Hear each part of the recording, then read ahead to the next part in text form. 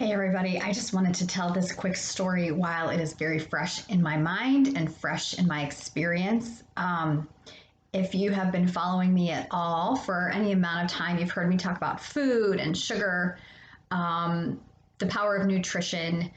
I learned about that through my journey helping my daughter overcome her neonatal brain injury. And she's having overcome learning disabilities and a life of developmental delays. She's a successful college student today. So, what I learned about myself during that journey is about the power of nutrition on our health as we age.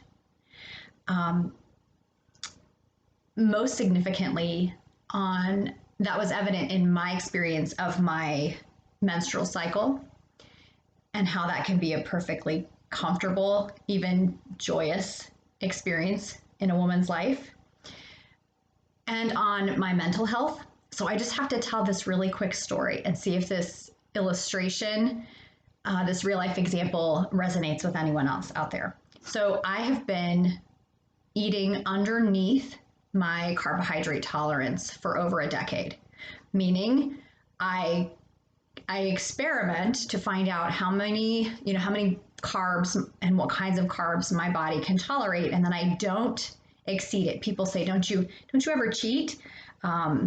Cheat myself, make myself sick? Not very often anymore. So I have a great idea of what my carb tolerance is. For the last 2 years, I've been in a mild state of ketosis. I've been following a modified ketogenic diet that has worked absolute wonders for my physical health, mental health, and therefore my emotional health. I'm going to be 50 this year. I don't usually think about those numbers or talk about those numbers, but I'm still cycling regularly, comfortably. I don't have the same complaints that most of my chronologically aged peers have. So, and I attribute all of this to not just nutrition, that I eat foods that are nutrient dense, like lots of fresh vegetables and grass fed meats, but I also don't eat the things that create inflammation in my body and brain. So I don't eat grains or legumes, I don't eat sugar, and I don't eat things that come in a bag, right? A bag or a box, things that are very carbohydrate dense but lacking in nutrition. Until, my dad died this winter, and I've been a little bit on an emotional roller coaster. It's not terrible, but grief is tricky. And so it has tricked me a little bit into some cravings that I was really surprised by. And here's a case study. Okay. Yesterday, I ate a bag of potato chips, not a handful, a bag. For the first time in, I want to say, like a decade. I can't remember the last time. Even like opening the bag, I was like, oh, this is familiar, but very strange to me. So today, the day after I ate a bag of potato chips for the first time in forever, I woke up feeling extremely lethargic, which is very unlike me. I usually wake up a few minutes before my alarm, and I'm no Energizer bunny, but I wake up feeling well rested and ready to start for the day. I don't have any physical or mental complaints. I don't have any complaints. Today, I woke up with this heavy, heavy sense of, I guess, depression is the best word I can think of. Gloom and lethargy and a bit of hopelessness. I found my mind flooded with thoughts about the past, weird things about the past that have no other trigger in my life, like no mental or emotional trigger. It wasn't a song that did it. So I have this fascinating theory. My cells today are flooded with the inflammation, yes, and this overdose of glucose now, right? Because all of that starch in those potatoes and those chips turned into glucose that's running around in my bloodstream. I know because my fasting blood sugar this morning was 122. For somebody who's been watching their carbs and, in a modified state of ketosis, that's pretty much off the charts. It's not really in the danger zone yet, but it's pretty bad. It's terrible. So I know all that glucose is still rolling through every cell, through my brain, causing this feeling of lethargy and hopelessness and depression, and flooding every cell with a very familiar feeling. I grew up eating like that. I grew up eating junk food all day, every day, overeating, eating carbs way beyond my limit. And here's how I know. There's so many people in my family that have been diagnosed diabetic. They still eat like that. I changed the way I eat, thanks to my daughter. And so I'm just putting this story out there. I'm sitting here today awash with sort of emotions and thoughts that are very familiar because that's who I used to be, but it's not who I've been for the last 2 years. And so it's strangely familiar and uncomfortable and unfamiliar to me because I'm recognizing this is the expression of cells in that environment, in the environment of being overcarbed and junked out. And I remember what that was like, and I'm kind of reliving it today.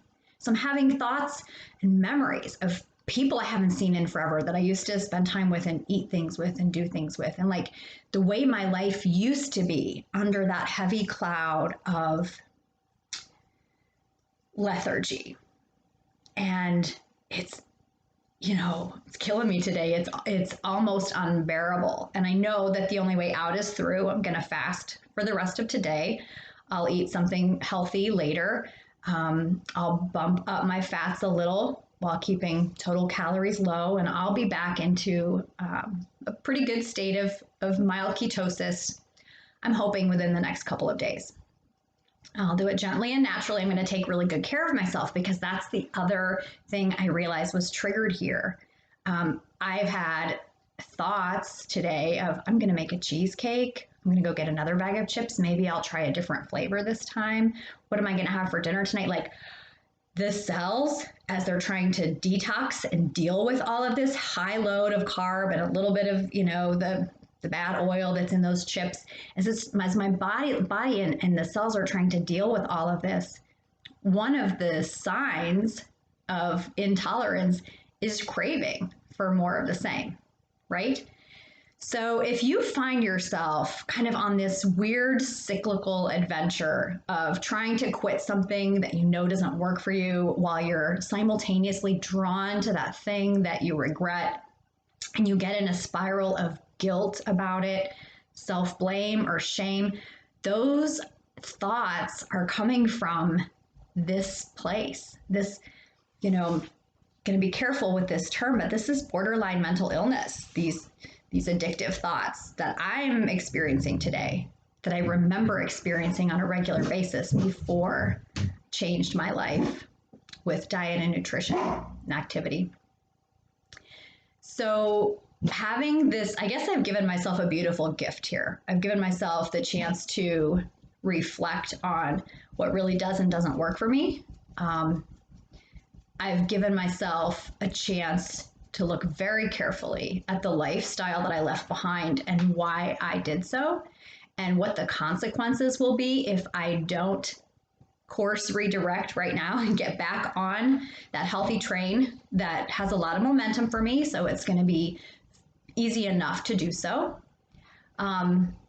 So I'm just sharing that. And if that resonates with anybody, I've had kind of the top of my head blown off with realizations today and understanding.